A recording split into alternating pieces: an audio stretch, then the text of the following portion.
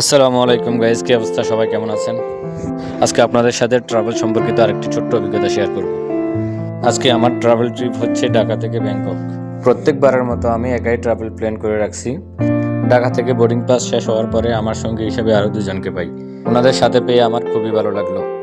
ব্যাংককে আমার 4 দিনের ট্যুর প্ল্যান ছিল, তো আমরা 3জন একসাথে ঘোরাফেরা এবং হোটেল শেয়ার করছি। আমার এই ছোট্ট জীবন দশায় আপনাদের সকলের দোয়ায় আমি প্রায় 10টি দেশ ট্রাভেল করেছি।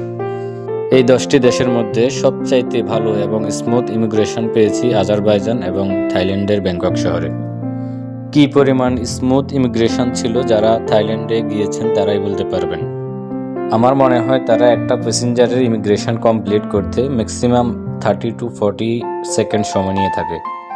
এটা আমাদের দেশের ইমিগ্রেশন অফিসারদের শিখা দরকার।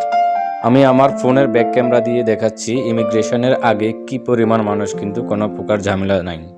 যাই হোক, আলহামদুলিল্লাহ ইমিগ্রেশন শেষ করে আমরা এয়ারপোর্টের বাইরে চলে আসলাম। এটা হচ্ছে থাইল্যান্ড এয়ারপোর্টের বাইরের অংশ, ব্যাংকক। বাসের টিকিট পাওয়ার দেরি হওয়াতে আমি আর ইমরান ভাই প্রায় 1 ঘন্টার মতো বাইরে ঘোরাফেরা করলাম। ধন্যবাদ সবাইকে ভিডিওটি দেখার জন্য, সাথে থাকার জন্য।